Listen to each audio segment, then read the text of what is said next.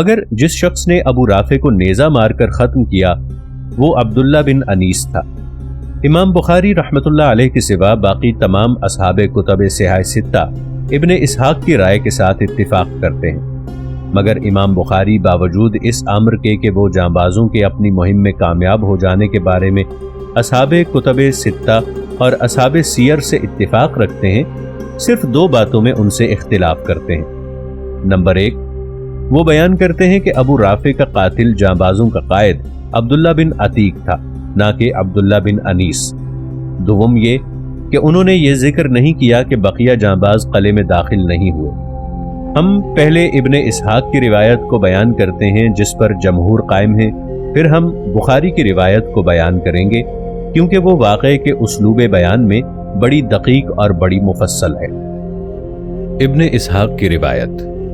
ابن اسحاق سے ابن ہشام کی روایت کا خلاصہ یہ ہے کہ جب پانچوں جانبازوں کا لیڈر انہیں ساتھ لے کر خیبر پہنچا تو ان کے ساتھ رات کے وقت ابو رافع کے گھر میں داخل ہو گیا، لیکن وہ یہ بیان نہیں کرتا کہ یہ جانباز کس طرح داخل ہوئے۔ ہاں، یہ بیان کرتا ہے کہ انہوں نے قلعے کے تمام گھروں کے دروازے بند کر دیے اور ابو رافع قلعے کی چوٹی پر تھا، اس تک ایک نصب کی ہوئی سیڑھی کے ذریعے پہنچا جا سکتا تھا۔ وہ اس پر چڑھ گئے اور اس کے دروازے پر کھڑے ہو کر اجازت طلب کرنے لگے۔ اس کی عورت نے باہر آ کر پوچھا، تم کون ہو؟ اس نے جواب دیا، ہم عرب ہیں اور غلہ لینا چاہتے ہیں۔ اس نے کہا، ہمارا دوست اندر لیٹا ہے۔ بس وہ اس کے پاس چلے گئے۔ اندر داخل ہونے کے بعد انہوں نے اس خدشے کے باعث کہ ان کے اور ابو رافع کے درمیان مدافعت حائل نہ ہو جائے، اپنے اور اس عورت پر دروازہ بند کر دیا۔ ابن اسحاق نے اس واقعے کے ایک راوی سے بیان کیا ہے کہ اس کی عورت نے ہماری تشہیر کے لیے بلند آواز سے پکارا، مگر ہم نے اپنی تلواروں کے ساتھ اسے بستر پر جا لیا۔ خدا کی قسم، رات کی تاریکی میں ہمیں اس کا پتہ صرف اس کی سفیدی سے لگتا تھا۔ یوں معلوم ہوتا تھا کہ وہ کوئی سفید کپڑا پڑا ہے۔ وہ بیان کرتا ہے کہ جب اس کی عورت نے ہمارے متعلق آواز دی تو ہم سے ایک آدمی تلوار اٹھانے لگتا، پھر اسے رسول کریم صلی اللہ علیہ وآلہ وسلم کا وہ حکم یاد آ جاتا جس میں آپ صلی اللہ علیہ وآلہ وسلم نے عورتوں کے قتل سے منع کیا تھا، تو وہ اپنے ہاتھ کو روک لیتا۔ اگر یہ بات نہ ہوتی تو ہم اس عورت کو رات کے وقت قتل کر دیتے۔ راوی کہتا ہے، جب ہم نے اسے تلواریں ماری تو عبداللہ بن انیس نے اپنی تلوار اس کے پیٹ پر رکھ کر اور اس پر اپنا بوجھ ڈال کر اس کے پیٹ کے آر پار کر دیا، اور وہ کہہ رہا تھا، مجھے کافی ہے، مجھے کافی ہے۔ راوی کہتا ہے، پھر ہم باہر نکلے اور عبداللہ بن عتیق بڑا بے صبر آدمی تھا۔ وہ سیڑھی سے گر پڑا اور اس کا ہاتھ یا پاؤں ٹوٹ گیا، اور ہم اسے اٹھا کر ایک نالے کے منہ پر لے آئے جس کا پانی باہر سے قلعے کے اندر جا رہا تھا، اور اس میں داخل ہو گئے۔ راوی کہتا ہے کہ وہ آگ جلا کر ہر طرف ہماری تلاش میں دوڑ پڑے، مگر جب مایوس ہو گئے تو واپس آ کر انہوں نے اپنے سردار کو گھیر لیا جو ان کے درمیان مرا پڑا تھا۔ راوی کہتا ہے کہ ہم نے کہا کہ ہم کس طرح معلوم کریں کہ خدا کا دشمن مر چکا ہے؟ وہ کہتا ہے کہ ہم میں سے ایک آدمی نے کہا کہ میں جا کر دیکھتا ہوں۔ وہ جا کر لوگوں میں داخل ہو گیا۔ وہ بیان کرتا ہے کہ میں نے اس کی عورت اور یہودی جوانوں کو اس کے ارد گرد کھڑے پایا۔ عورت کے ہاتھ میں ایک چراغ تھا اور وہ اس کے چہرے کو دیکھ رہی تھی اور لوگوں کو بتا رہی تھی کہ خدا کی قسم میں نے ابن عتیق کی آواز کو سنا ہے۔ پھر خود ہی اپنے آپ کو جھٹلانے لگی اور کہنے لگی، ابن عتیق اس علاقے میں کہاں؟ پھر اس کے چہرے کو دیکھ کر کہنے لگی، یہود کے معبود کی قسم یہ مر گیا ہے۔ اس بات سے زیادہ دلچسپ بات اور میں نے کوئی نہ سنی۔ پھر ہم اپنے ساتھی کو اٹھا کر رسول کریم صلی اللہ علیہ وآلہ وسلم کی خدمت میں حاضر ہوئے، اور آپ صلی اللہ علیہ وآلہ وسلم کو اللہ کے دشمن کے قتل کی اطلاع دی، اور ہم نے اس کے قتل کے متعلق آپ صلی اللہ علیہ وآلہ وسلم کے پاس اختلاف کیا۔ ہم میں سے ہر ایک اس کے قتل کا دعوے دار تھا۔ رسول کریم صلی اللہ علیہ وآلہ وسلم نے فرمایا، اپنی تلواریں لاؤ۔ راوی کہتا ہے، ہم آپ صلی اللہ علیہ وآلہ وسلم کے پاس تلواریں لائے۔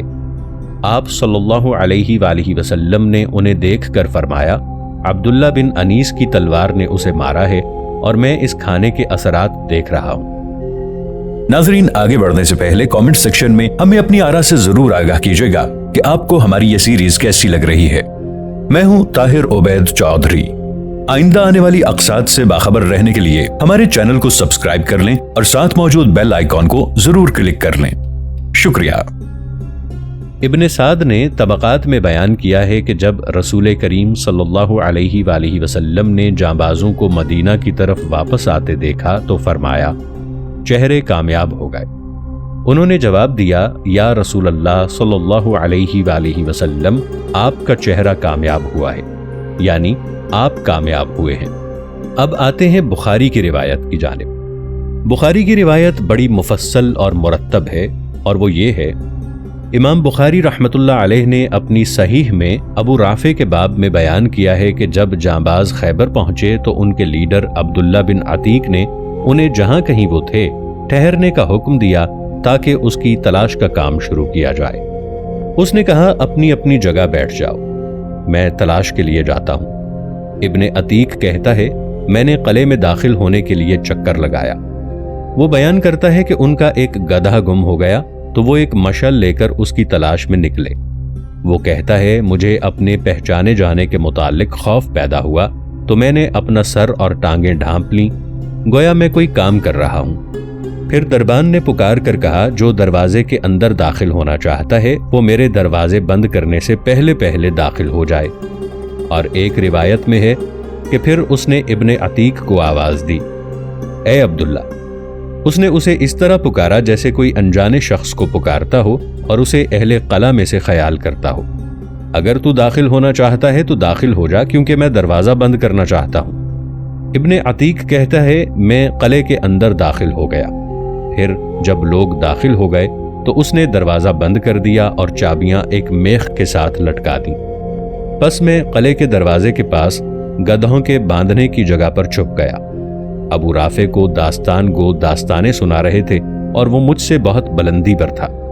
انہوں نے رات کا کھانا بھی ابو رافع کے پاس کھایا اور رات کا ایک پہر گزرنے تک باتیں کرتے رہے، پھر اپنے اپنے گھروں کو واپس آ گئے۔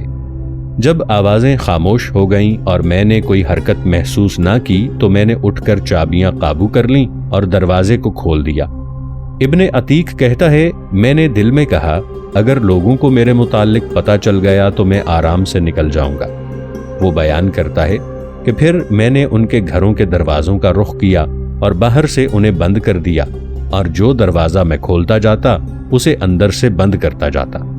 میں نے دل میں کہا، اگر لوگوں کو میرے بارے میں علم ہو گیا تو میں ان کے پہنچنے سے پہلے اسے قتل کر دوں گا۔ آخر میں اس کے پاس پہنچا۔ وہ ایک تاریک مکان میں اپنے عیال کے درمیان سویا ہوا تھا۔ مجھے کچھ پتا نہ تھا کہ وہ مکان میں کس جگہ پر پڑا ہے۔ میں نے کہا، ابو رافع۔ اس نے پوچھا، یہ کون ہے؟ ابن عتیق کہتا ہے، میں نہایت حیرانی کے عالم میں آواز کی جانب اسے تلوار مارنے کے لیے بڑھا، مگر مجھ سے کچھ نہ بنا۔ وہ چلایا تو میں گھر سے نکل کر قریب ہی چھپ گیا۔ پھر میں اس کے پاس مدد کرنے والے کی طرح آیا۔ میں نے اسے عبری زبان میں کہا، تجھے کیا ہوا ہے؟ اور میں نے اپنی آواز کو تبدیل کر لیا۔ اس نے جواب دیا، تیری ماں مرے، ایک آدمی نے میرے پاس آ کر مجھے تلوار ماری ہے۔ ابن عتیق کہتا ہے، پھر میں اسی طرح اس کی جانب دوسری بار تلوار مارنے کے لیے بڑھا، مگر کچھ نہ بنا۔ وہ چلایا اور اس کے گھر والے بھی اٹھ کھڑے ہوئے۔ پھر میں آواز تبدیل کر کے مدد کرنے والے آدمی کی طرز پر آیا۔ کیا دیکھتا ہوں کہ وہ پشت کے بل لیٹا ہوا ہے۔ میں نے اس کے پیٹ پر تلوار رکھ دی اور اس پر اوندھا ہو گیا، یہاں تک کہ میں نے ہڈی کی آواز کو سنا تو مجھے پتا چل گیا کہ میں نے اسے قتل کر دیا ہے۔ ابن عتیق کا بیان ہے کہ پھر میں نے یکے بعد دیگرے دوسرے دروازوں کو کھولا اور حیرانی سے باہر نکلا، یہاں تک کہ میں اترنے کے لیے سیڑھی کے پاس آ گیا، جہاں سے میں گر پڑا اور میری ٹانگ اتر گئی۔ میں نے اسے باندھ دیا اور اپنے ساتھیوں کے پاس ایک ٹانگ پر چل کر آ گیا۔ میں نے انہیں کہا، جا کر رسول کریم صلی اللہ علیہ وآلہ وسلم کو خوشخبری دو، میں موت کی خبر سننے تک یہیں رہوں گا۔ جب مرغ نے آذان دی تو موت کی خبر دینے والے نے قلعے کی فصیلوں پر کھڑے ہو کر کہا، میں اہل حجاز کے تاجر ابو رافع کی موت کی خبر دیتا ہوں۔ میں اپنے ساتھیوں کو رسول کریم صلی اللہ علیہ وآلہ وسلم کے پاس پہنچنے سے قبل ہی آ ملا اور آپ کو خوشخبری دی اور ساری بات سنائی۔ آپ صلی اللہ علیہ وآلہ وسلم نے مجھے فرمایا، اپنی ٹانگ کو لمبا کرو۔ میں نے ٹانگ لمبی کی تو آپ صلی اللہ علیہ وآلہ وسلم نے اس پر ہاتھ پھیرا۔ مجھے یوں محسوس ہوا گویا میری ٹانگ کو کبھی کوئی تکلیف ہی نہ تھی۔ امام ابن کثیر نے البدایہ والنہایہ میں بخاری کی دونوں روایتوں پر حاشیہ آرائی کرتے ہوئے لکھا ہے کہ امام بخاری ان اسالیب میں اصحاب کتب ستہ سے منفرد ہیں۔ پھر امام بخاری رحمۃ اللہ علیہ کہتے ہیں کہ ظاہری رحمۃ اللہ علیہ بیان کرتے ہیں کہ ابی بن کعب نے کہا کہ وہ رسول کریم صلی اللہ علیہ وآلہ وسلم کے پاس آئے اور اس وقت آپ صلی اللہ علیہ وآلہ وسلم منبر پر تھے۔ آپ صلی اللہ علیہ وآلہ وسلم نے فرمایا، چہرے کامیاب ہو گئے۔ ابن عتیق نے کہا، یا رسول اللہ صلی اللہ علیہ وآلہ وسلم، آپ کا چہرہ کامیاب ہوا ہے۔ حضور علیہ السلام نے دریافت فرمایا کہ تم نے اس پر حملہ کر کے اسے مارا ہے؟ انہوں نے جواب دیا، ہاں۔ آپ صلی اللہ علیہ وآلہ وسلم نے فرمایا، مجھے اپنی تلوار دو۔ آپ صلی اللہ علیہ وآلہ وسلم نے تلوار کھینچ کر فرمایا، بے شک تو نے اسے قتل کیا ہے، کیونکہ تلوار کی دھار پر یہ اس کا کھانا لگا ہوا ہے۔ لیکن یہ یاد رکھنا چاہیے کہ یہاں پر کوئی تناقض نہیں ہے، کیونکہ یہ جاننے پر پہلے یہ معلوم ہوتا ہے کہ ان 5 جانبازوں کے واقعے کے اسلوب بیان میں بخاری کی روایت اور ابن اسحاق اور بقیہ اصحاب کتب ستہ کی روایات کے درمیان تناقض پایا جاتا ہے، مگر تحقیق و تأمل سے دیکھنے والے کو معلوم ہو جاتا ہے کہ دونوں روایتوں کے درمیان کوئی تناقض نہیں، بلکہ واقعے کے اساسی اجزاء ترکیبیہ میں اتفاق پایا جاتا ہے۔ دونوں روایتوں کے درمیان جس چیز کو تباین خیال کیا جا سکتا ہے وہ بخاری کی یہ تصریح ہے کہ ابو رافع کا قاتل جانبازوں کا قائد عبداللہ بن عتیق تھا، اور ابن اسحاق اور بقیہ اصحاب کتب ستہ ابو رافع کے قاتل کا نام عبداللہ بن انیس بتاتے ہیں۔ اس اشکال کا حل اس طرح کیا جا سکتا ہے کہ شاید یہ راوی کا التباس ہو اور اس نے سرکش سردار کے قاتل کا نام عبداللہ بن عتیق کی بجائے، جیسا کہ بخاری کے نزدیک ہے، عبداللہ بن انیس بتایا ہو، جیسا کہ ابن اسحاق کے نزدیک ہے، خصوصاً اس لیے بھی کہ دونوں ناموں کے درمیان بہت تشابہ پایا جاتا ہے۔ ہم امام بخاری کی روایت کو خاص طور پر اس لیے ترجیح دیتے ہیں کہ وہ اصحل کتب بعد کتاب اللہ میں بیان ہوئی ہے، اور باقی روایات کی اسانید قوت میں بخاری کی سند تک نہیں پہنچتی۔ صحیح بخاری میں ہے کہ ابن عتیق نے اپنے جوانوں سے کہا، میرے تلاش کرنے تک تم اپنی جگہ پر ٹھہرے رہو۔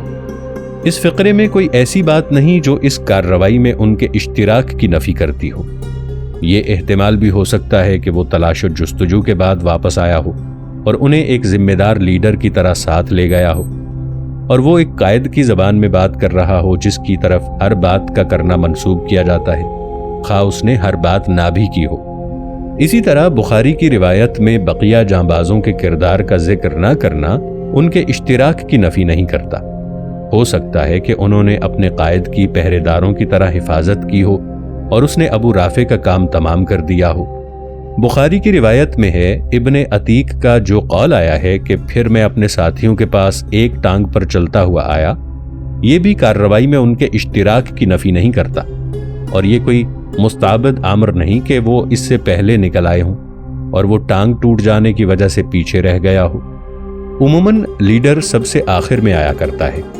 اس سے یہ بات واضح ہو جاتی ہے کہ دونوں روایتوں کے درمیان کوئی قابل ذکر تناقض اور تباین نہیں پایا جاتا، جیسا کہ بعض ذہنوں میں یہ بات آئی ہے۔ حملہ۔ سلام بن ابی الحقیق کے قتل میں جانبازوں کی کامیابی کے بعد خیبر کے یہود کو یقینی طور پر پتہ چل گیا کہ مسلمان جانبازوں نے اس کا کام تمام کیا ہے، خصوصاً اس کی بیوی کی اس وضاحت کے بعد کہ اس نے عبداللہ بن عتیق کی آواز سنی ہے۔ یہود نے جانبازوں کی گرفتاری اور انہیں قتل کرنے کے لیے بڑی تگ و دو کی۔ ان میں سے 3000 آدمی طلوع فجر سے قبل ان کی تلاش میں نکل پڑے، مگر بے سود۔ باوجود کہ یہود تلاش و جستجو کی کارروائیوں میں بے حد تیز تھے، اور باوجود اس کے کہ ان کی فوجیں تلاش میں لگی ہوئی تھیں، مگر جانباز ابھی تک خیبر میں ہی تھے، مگر یہ فوجیں ان میں سے ایک کے متعلق بھی مطلع نہ ہو سکیں۔ ابن سعد ان 5 جانبازوں پر یہود کے حملے کے متعلق بیان کرتے ہوئے لکھتا ہے، اس کی عورت چلائی تو تمام قلعے والے چلا اٹھے، اور یہ 5 آدمی خیبر کے کسی نالے میں چھپ گئے، اور حارث ابو زینب 3000 جوانوں کے ساتھ رات کی تاریکی میں مشعلیں لے کر ان کی تلاش میں نکلا، مگر انہیں یہ نظر نہ آئے اور وہ واپس لوٹ گئے، اور جانباز اپنی جگہ پر 2 دن تک ٹھہرے رہے، یہاں تک کہ تلاش کا معاملہ ٹھنڈا پڑ گیا۔ پھر یہ وہاں سے نکل کر مدینہ آ گئے۔ خیبر میں یہود کے دوسرے بادشاہ اسیر بن زارم کا قتل، شوال سن 6 ہجری۔ لیکن اس سے پہلے حارث ابو زینب، یہ یہود کا مشہور بہادر شاہ سوار تھا۔ یہ ان شاہ سواروں میں سے ایک تھا جو مرہب کے قلعے کے سامنے مارے گئے تھے۔ ماہ رمضان المبارک سن 6 ہجری میں جانبازوں کے ہاتھوں خیبر کے دوسرے بادشاہ ابو رافع کے قتل ہونے کے بعد یہود نے اسیر بن زارم کو ابو رافع کا جانشین بنایا۔ اسیر نے ابو رافع کی طرح مدینہ میں مسلمانوں پر جدید احزاب کے ساتھ حملہ کرنے کی مسلسل سعی کی۔ بادشاہ مقرر ہونے کے بعد اس نے خیبر میں یہودیوں کے سرداروں کو جمع کر کے بتایا کہ اس کے پاس مسلمانوں سے جنگ کرنے کے لیے ایک ایسا منصوبہ ہے جس کی طرف خیبر کے کسی بادشاہ نے سبقت نہیں کی۔ اس نے خیبر میں یہود کے سرداروں کو جمع کر کے بتایا کہ اس کے پاس مسلمانوں سے جنگ کرنے کے لیے ایک ایسا منصوبہ ہے جس کی طرف خیبر کے کسی بادشاہ نے سبقت نہیں کی۔ اس نے خیبر میں یہود کے لیڈروں سے کہا، میں محمد صلی اللہ علیہ وآلہ وسلم کے ساتھ وہ کچھ کرنے والا ہوں جو میرے اصحاب نے نہیں کیا۔ انہوں نے پوچھا، تو کیا کرے گا؟ اس نے جواب دیا، میں خود غطفان میں جا کر محمد صلی اللہ علیہ وآلہ وسلم سے لڑنے کے لیے انہیں اکٹھا کروں گا۔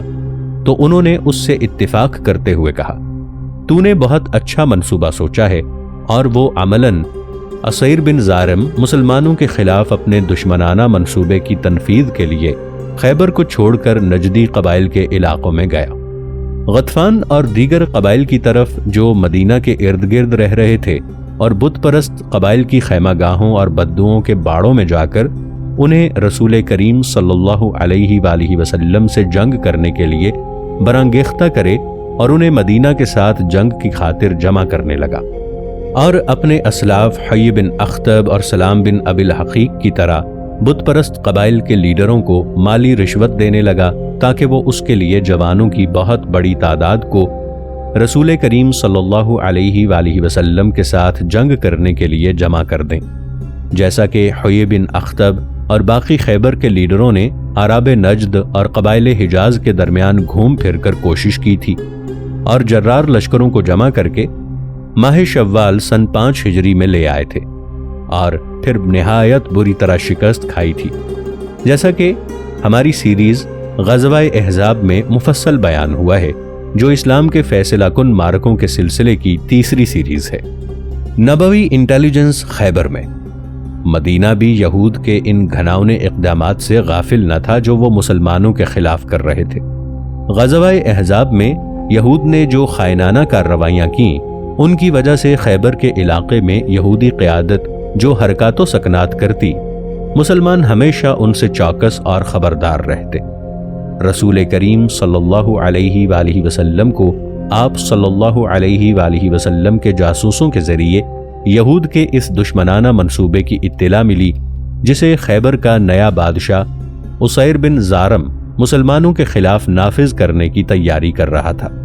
یہ بات ہی اس خطرناک یہودی آمر کے قتل کے لیے رسول کریم صلی اللہ علیہ وآلہ وسلم کو تیار کرنے کے لیے کافی تھی، مگر آپ صلی اللہ علیہ وآلہ وسلم نے ان خبروں کے متعلق کسی قسم کا اقدام کرنے سے قبل یقین و وثوق حاصل کرنا زیادہ مناسب خیال کیا، جیسا کہ آپ صلی اللہ علیہ وآلہ وسلم کی عادت تھی کہ آپ اپنے کانوں تک پہنچنے والی ہر خبر کی تسلی کے لیے تحقیق و تفتیش کیا کرتے تھے۔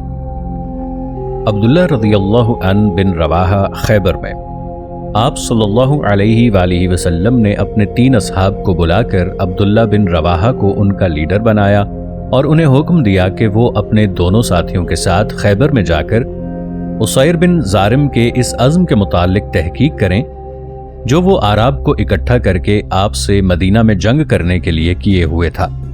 عبداللہ بن رواحہ رضی اللہ عنہ کو ان کا لیڈر بنایا